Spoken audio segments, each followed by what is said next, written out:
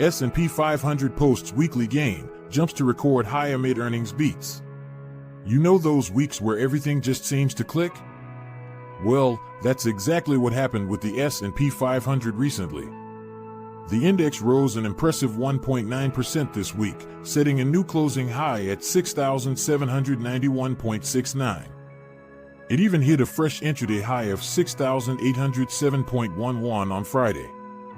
What a way to end the week!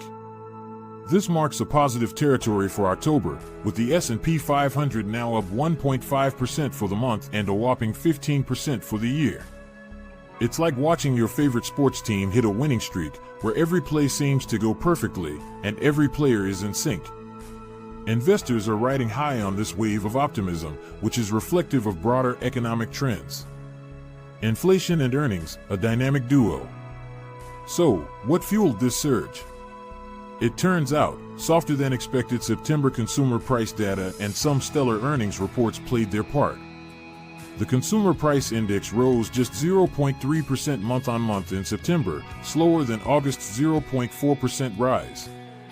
It was lower than the 0.4% increase that Bloomberg had polled. Meanwhile, core inflation ticked down to 0.2% from 0.3% in August. It's like the economy decided to take a breather, and investors are loving it.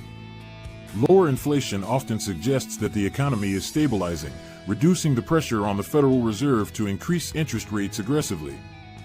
This balance between inflation and growth is crucial, as it maintains purchasing power while fostering economic expansion. Technology and energy lead the charge.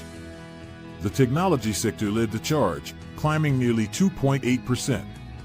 Companies like International Business Machines, IBM, and Intel, INTC, exceeded expectations, giving the sector a boost. IBM's shares jumped 9.3% as the company lifted its full-year revenue growth outlook. Intel wasn't far behind, with shares rising 3.4% thanks to artificial intelligence driving demand.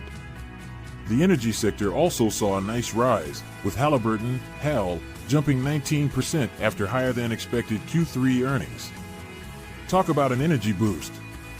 The gains in these sectors reflect a broader shift towards technological advancements and sustainable energy solutions, with investors recognizing their potential for long-term growth.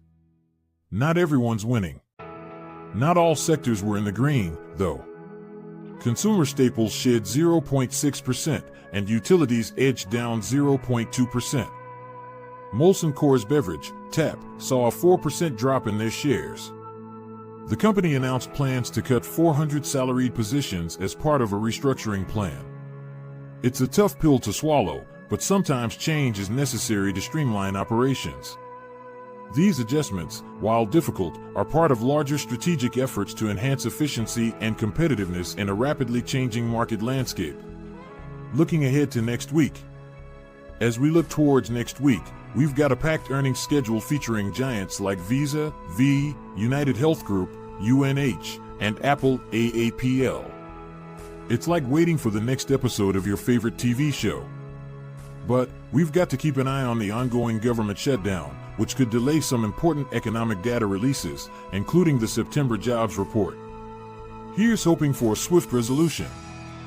The anticipation surrounding these upcoming earnings reports is palpable, as they could further influence market dynamics and investor sentiment.